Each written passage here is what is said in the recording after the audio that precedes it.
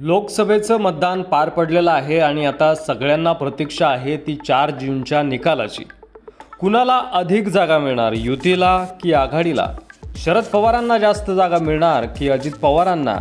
शिंदे फडणवीसांना जास्त जागा मिळणार की उद्धव ठाकरेंना? याची संपूर्ण महाराष्ट्राला प्रतीक्षा लागलेली आहे। त्यासोबतच उद्धव ठाकरे आता युतीसोबत जाणार नाही, पुन्हा देवेंद्र फडणवीस यांच्यासोबत हातमिळवणी करणार नाही, एकनाथ शिंदेंना ते पुन्हा कधीही शिवसेनेत परत घेणार नाही, असं शिवसेनेच्या कार्यकर्त्यांकडून बोललं जातंय। मात्र 4 जूनचा निकाल लागताच आणि नरेंद्र मोदी पुन्हा सत्तेत येताच उद्धव ठाकरे भाजपसोबत युती करतील, असं मोठं वक्तव्य शिंदे गटाचे नेते दीपक केसरकर यांनी केलंय। उद्धव ठाकरे हे एनडीएचा भाग होऊ शकतात। पंतप्रधान नरेंद्र मोदींनी उद्धव ठाकरेंसाठी देखील दारं बंद केलेली नाही आहेत। बंद केली नाहीत, याच्यापेक्षा कशा तऱ्हेचे निरोप पंतप्रधान महोदयांना गेलेले आहेत हे मला चांगलं माहिती आहे आणि ते अत्यंत गयावया करणारे मेसेजेस होते, एवढं मला निश्चितपणे माहिती आहे। आणि त्यांच्याच वक्तव्याला पाठिंबा देणारं वक्तव्य केलंय रवी राणा यांनी।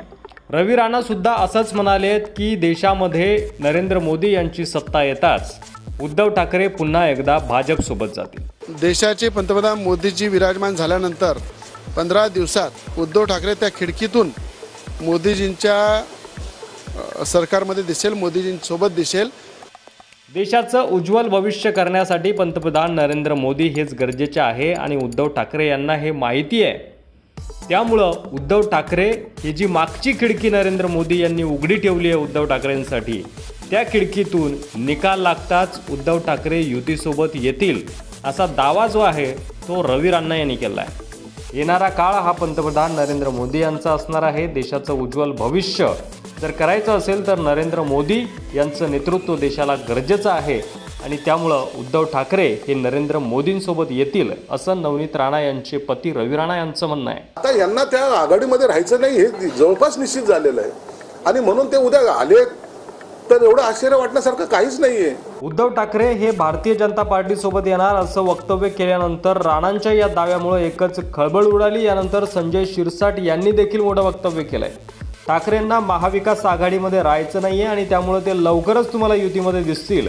त्यामुळं दीपक केसरकर, रवी राणा आणि संजय शिरसाट अशा 3 नेत्यांनी उद्धव ठाकरे हे युतीसोबत भाजपसोबत अर्थात मोदींसोबत येतील असं म्हटल्यानं राजकारणात सध्या मोठी खळबळ उडाली आहे। यावर तुम्हाला काय वाटतंय? तुमचं मत कमेंट बॉक्समध्ये लिहायला विसरू नका आणि उद्धव ठाकरे पुन्हा एकदा भाजपसोबत हातमिळवणी करतील का, यावर देखील तुमचं मत कमेंट बॉक्समध्ये अवश्य लिहा।